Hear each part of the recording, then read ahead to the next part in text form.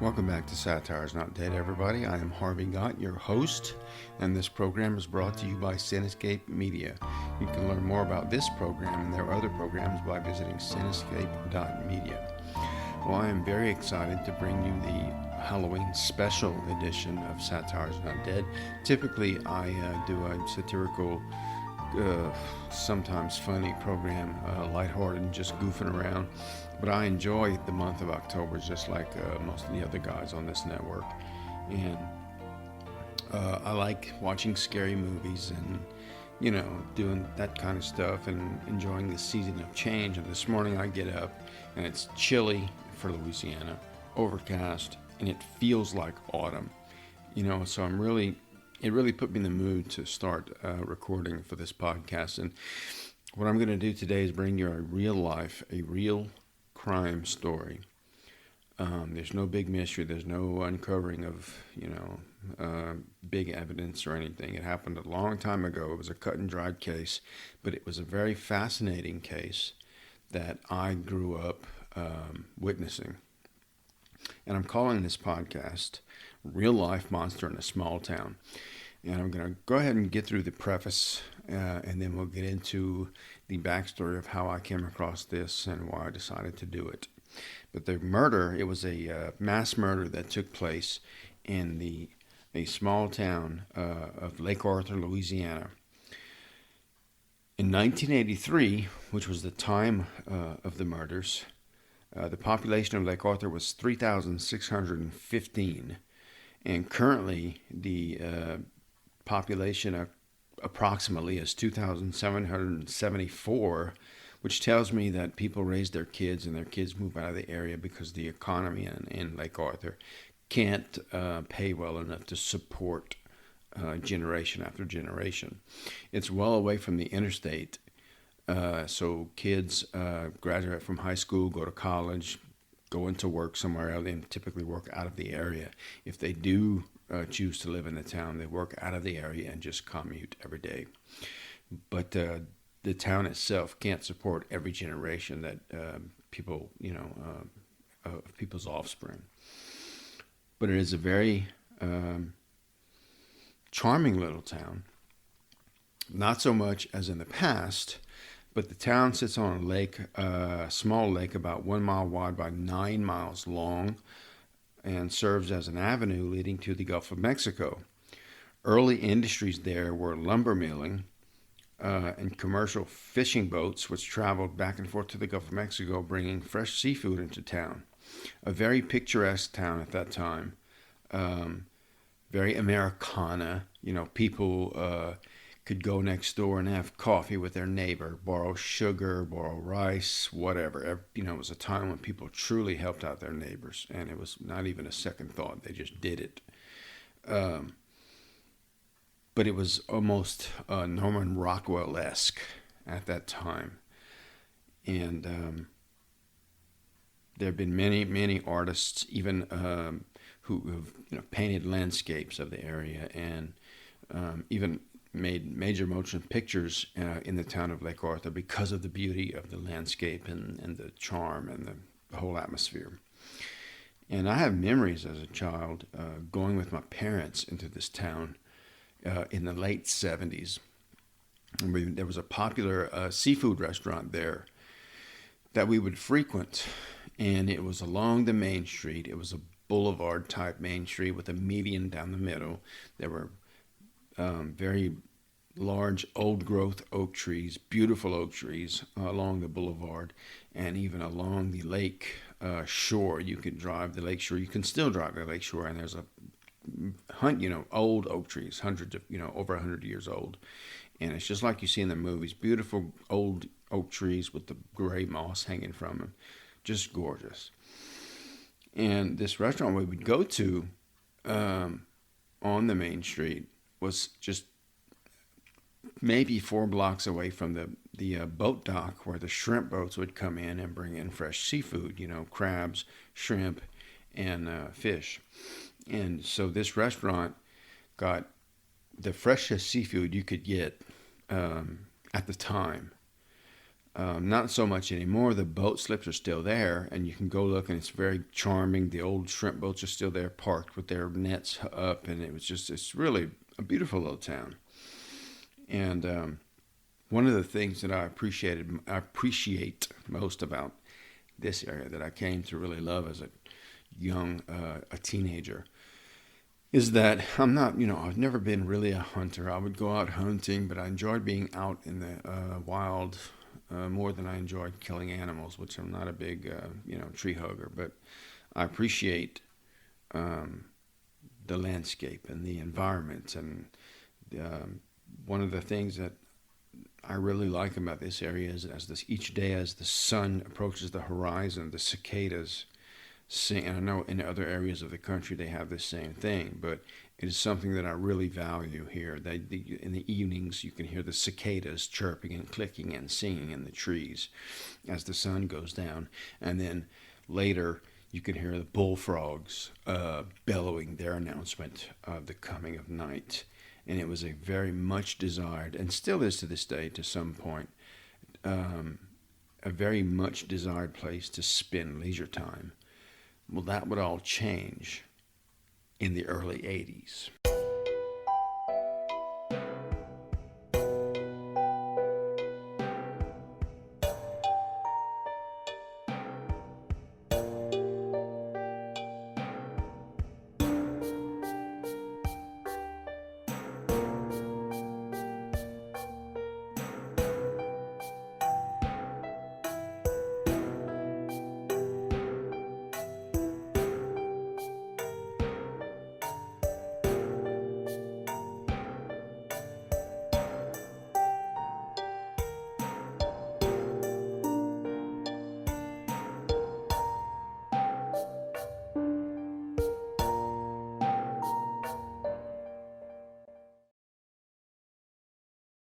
All right, let's get into real life monster in a small town. How I came about this story. At the time, it was a national news story, very well known. But to a small town like, the region we live in, it was a very, very big deal. And even in 1983, I think no matter where it would have occurred, it would have been a very big deal. But how I came about having this information, in 1998, I decided to do research on the murders and this case, and spent the better part of a year going to the library. This was before the internet was in full swing. Sat many hours in front of a microfiche machine, looking at old newspaper clippings, paying to have them printed, looking at court transcripts, reading all the news articles. We had a small daily newspaper in the town I live in. Now we still do, but at the time when this happened in the neighboring town of Lake Arthur, this was a gold mine for a small town newspaper. Not that they enjoyed covering this thing and reporting on this stuff, but there was day after day after day multiple articles that they put out, and they're actually pretty well done. But like I said, it was a very cut and dried case. There was no mystery, no what to figure out. But I decided in 1998 to do the research, and I was going to write a true crime novel from it, because everything was right there, and it was to me it's a fascinating case, and we'll get into that later in the podcast, and explaining why I think it's fascinating, and I think other people will find it fascinating as well. So I went the whole route. I was going to write this true crime novel and try to peddle it and get it published somewhere. And so I went and did the whole professional thing, made my own letterhead, wrote letters to the police officers, investigators, lawyers, and family members who are still living to possibly interview, to get some information, some good firsthand information on the condition of the mind of this person that created this mass murder, that committed this mass murder.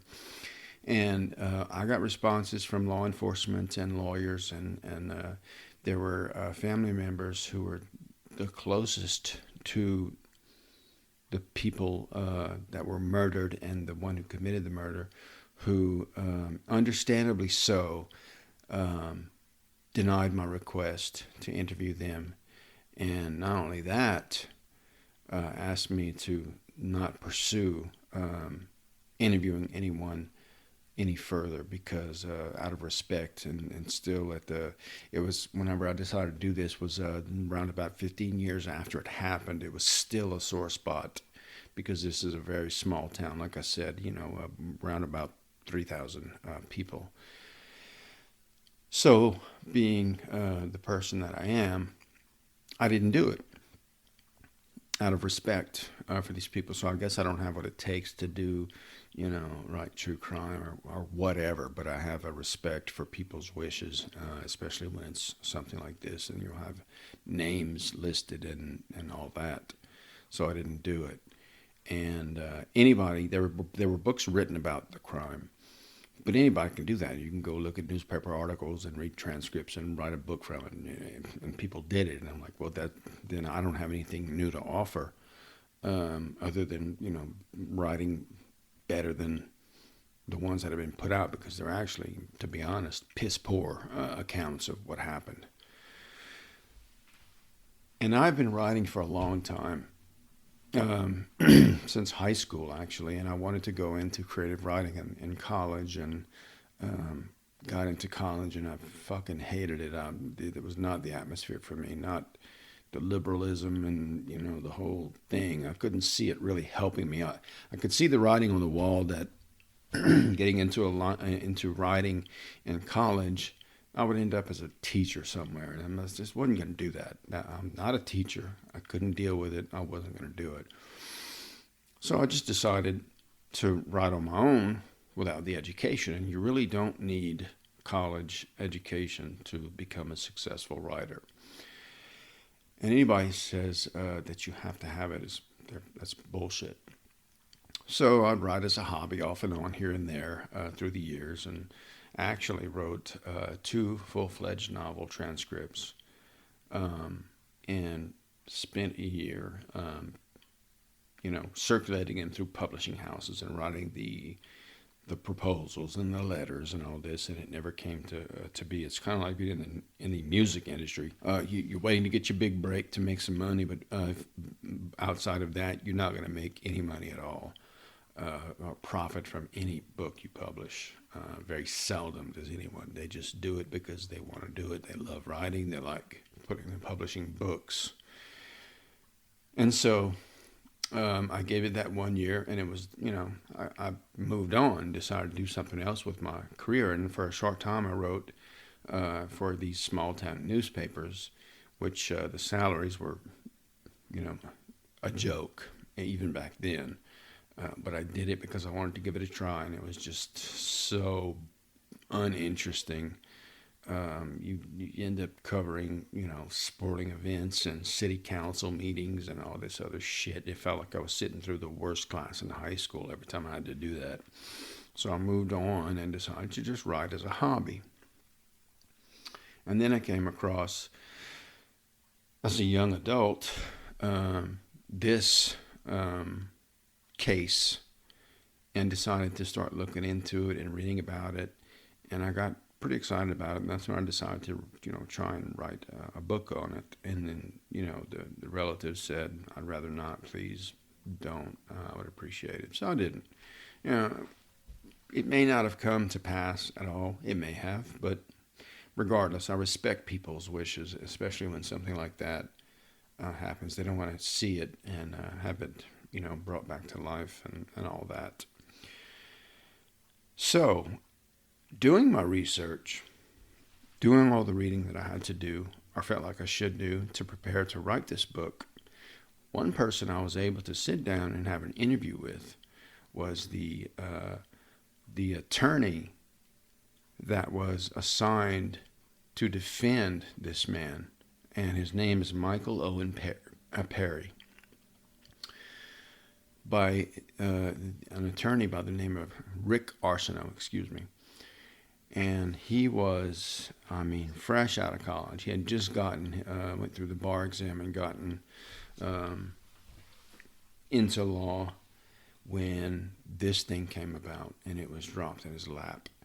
And I remember interviewing the guy, and he was really gracious and great. And we were in the Rotary Club together, and so we kind of got along and had some things in common. So he agreed to sit down and let me interview him for several hours. And I had came up with I say several hours. I think it was 2.5 hours, with a 20-page transcript of our interview.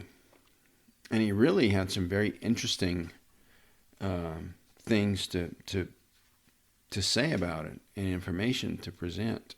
And my goal ultimately to be able to do the book, if the family members had agreed to let me interview them, then the big one at the end for me to finish my research would have been to try and get an interview with the murderer himself on death row.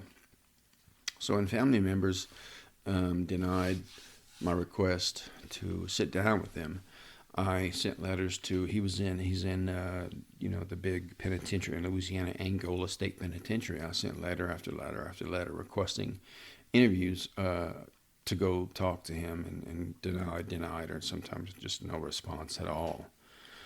And it was too far away to just go try and you don't go to a penitentiary and just knock on the door and say, "Hey, I'm here to talk to, Joe Blow," and they let you come in. There's a process, and no one would give me the time of day. And so I moved on, and I wrote a transcript of me interviewing this young, at the time of the case, he was very young, attorney who had just gotten past the bar, and he had this dropped in his lap. And looking at everything, I had put it away in a file and dug it up week before last, and decided to do this podcast on it. And honestly, looking at what I had, I hadn't looked at it in 10 plus years. And going through it, looking at the transcript of the interview, it really reignited that interest that I had in the case.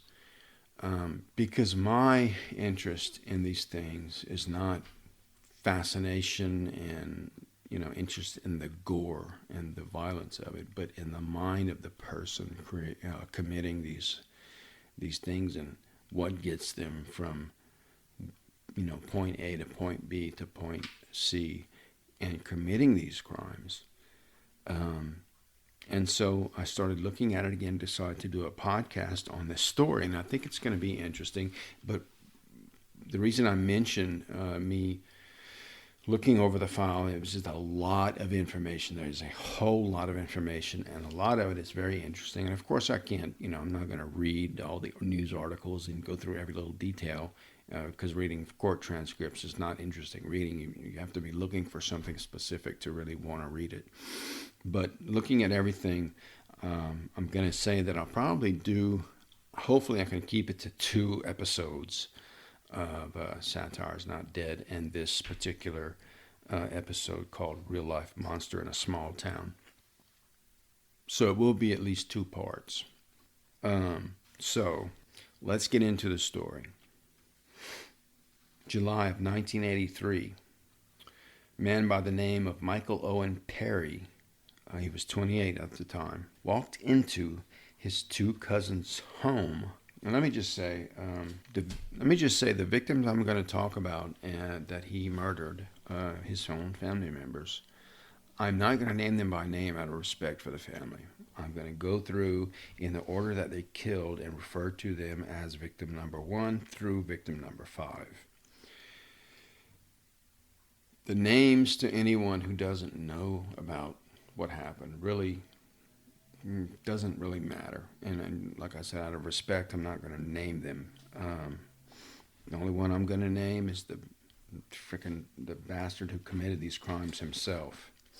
So, and the murderer, his name is Michael Owen Perry.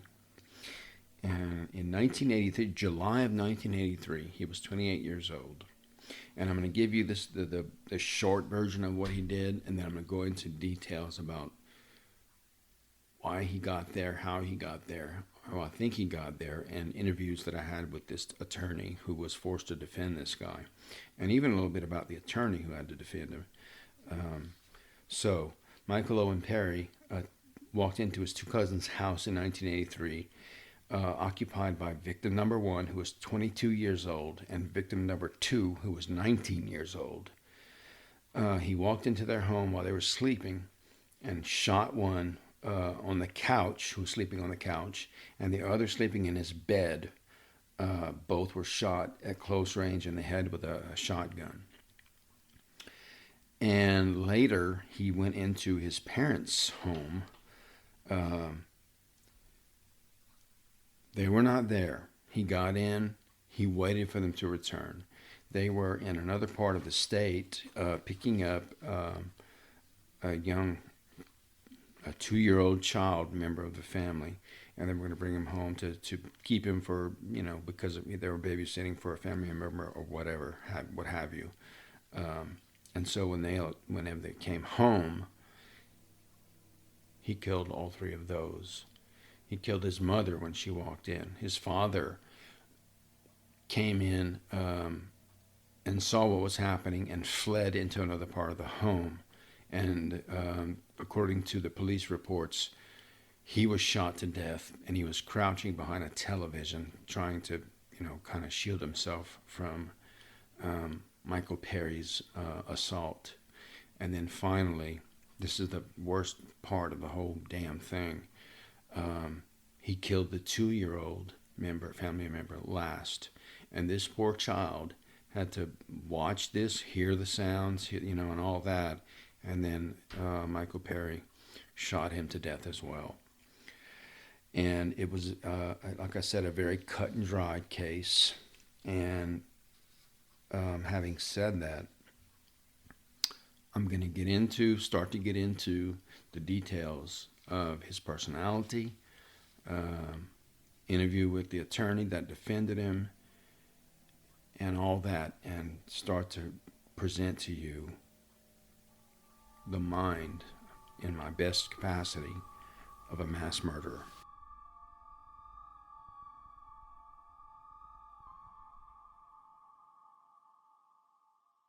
So let's get into what preceded Michael Perry murdering his entire family. Let's see what, one of the things that interests me is what shapes and forms a person. I don't believe, and I kind of think that some people are born where their brain is just broken. But I also believe that some people are shaped by their environment.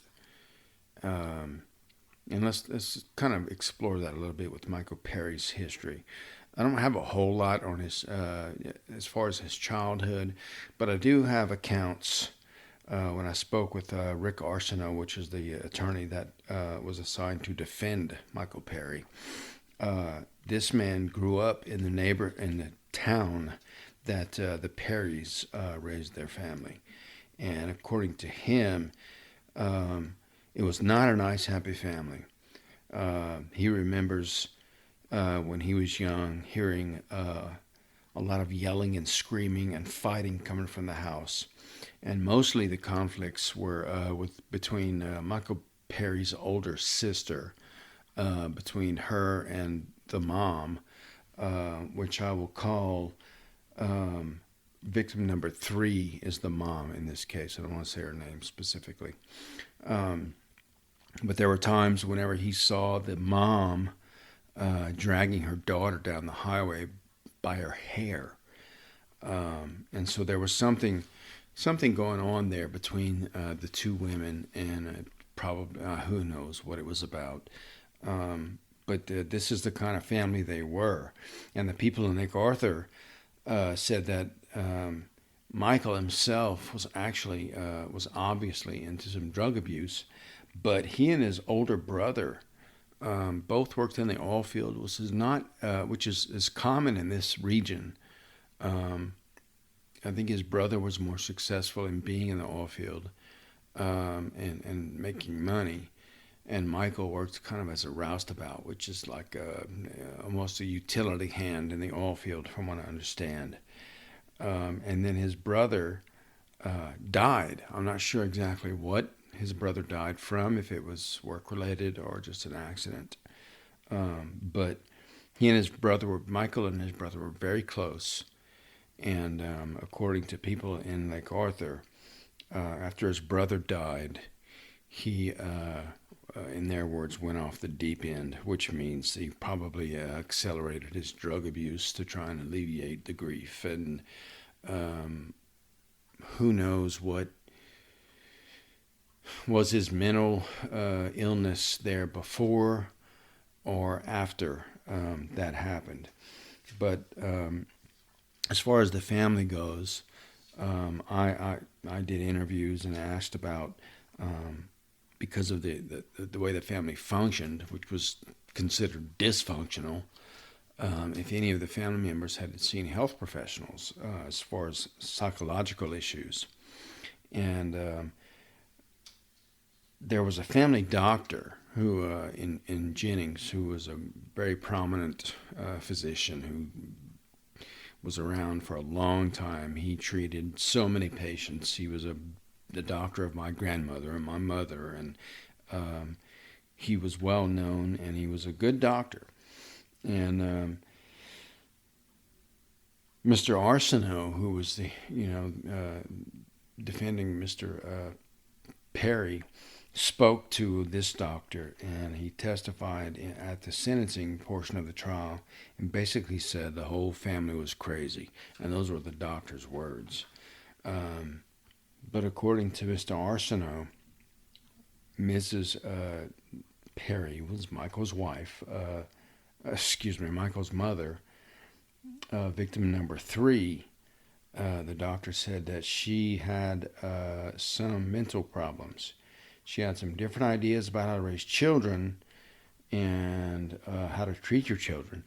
So it was speculated by the attorney that they don't know if the way the parents raised them, shaped them, and forced them and pushed them into the direction that they went, or if the psychological issues that the children had, kind of pushed the parents into raising them the way they did. How do you know what came first? Maybe it was a combination of the two. Maybe the parents were fucked up and fucked their children up. Or maybe the children were screwed up and screwed their parents' ability to parent effectively. But that is something that no one will ever know. Obviously the children weren't model children, but who knows what came first. If the parents were it was an old-fashioned family apparently, and maybe their child rearing methods screwed their kids up, because we see that happening quite a bit. But there's no way to know which exacerbated the other. Maybe it was just a combination of both sides being, having trouble, and they just it was like trying to put out a grease fire with water. So that is the brief family history of the Perrys. Now, Michael himself, as a young adult, for whatever reason, after his brother died, started to take on these very odd characteristics. And he started developing ideas later in 1982. I don't know when his brother died. I don't know what year it was. I'm sure I could find out, but it's kind of irrelevant as far as to the murders. But Michael Perry was into some very bizarre lines of thinking, and he often referred to himself by the name Zuick Ma, and the word Zuick being like the word Buick, except with a Z. And he also called himself I, spelled E-Y-E. What the significance of these two names were is unknown, if there was any significance. But later, while awaiting trial, he had attempted to legally get his name changed to God. So that kind of tells you where he was and how he thought about himself. Well, what those first two names meant, I have no idea. But one of the things that he began to obsess over before these murders in 1982 was the internationally known singer and actress Olivia Newton-John. Why her? I don't know. Maybe because he just so happened to watch a movie of hers. But I don't. There's nothing to nail down why he targeted Olivia Newton-John. Now, one of the things that he did, his beliefs, when he began to obsess over Olivia Newton-John, he believed he was a god, and that Olivia Newton-John was a goddess, and he used to bombard her with a lot of disturbing fan mail, and he sent 2 letters of her to her, and that she actually received. And I believe he did it in person. Maybe went. I know he went to Malibu, California, to try and see her, and left 2 letters for her, and they were addressed to her.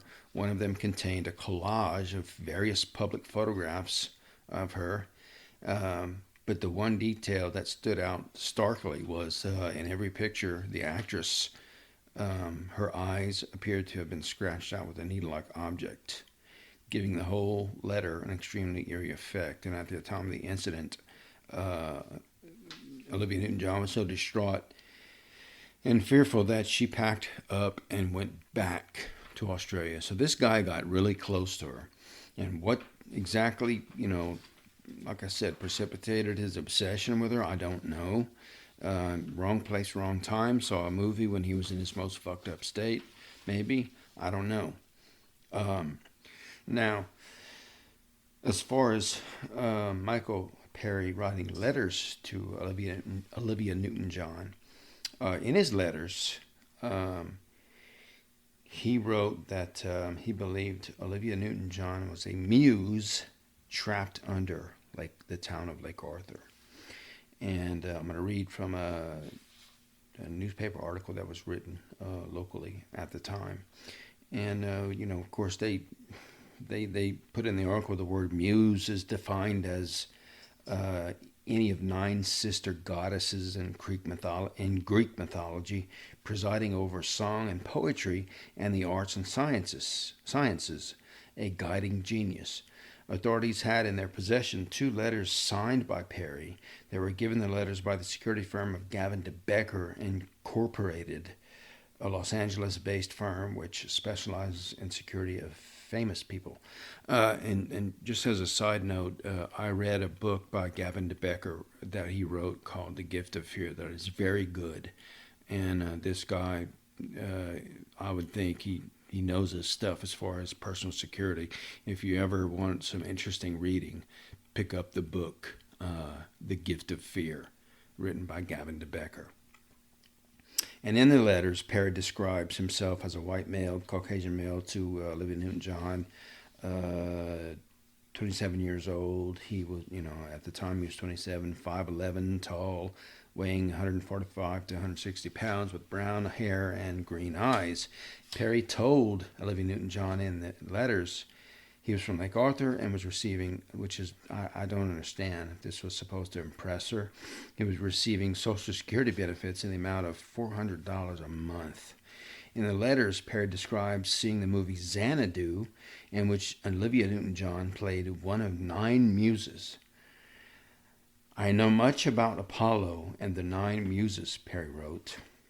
As I said, I saw Xanadu for the first time the past months gone by. Perry also wrote, after seeing the movie, he went shopping and saw many girls who looked like Olivia Newton-John with long hair and now with short hair. In the second of the letters, Perry said he wrote with 4 different pens because there were 4 rivers leading from paradise. Parts of the second letter were written on expense vouchers from the oil company that his father worked for. So he was just writing on whatever he could get his hands on. And Perry told Olivia Newton-John he felt there was an underground network operating under his trailer and his parents' home. And he says, he wrote in letters, "I heard voices, and the voices said to me that you're a muse and trapped under Lake Arthur." Perry said in the letters he had reported to someone his belief that there was an underground network beneath his trailer, which was located directly behind his slain parents' house. Perry also told Newton-John he had seen the movie Grease, which also starred actor John Travolta. He said his mother had given him a copy of People magazine, which Olivia Newton-John was in. He also said that he felt Olivia Newton-John was in danger from someone named Matt, who at the time was her boyfriend.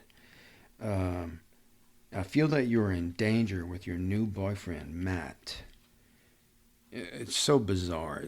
He goes from that to this to conclude the article. "I lost my brother. I have only a married sister left and a father and mother," he wrote. "If you're real, write to me and tell me so. If you are not real, some Disneyland puppet, then I will take those matters." And that's how he ended the letter.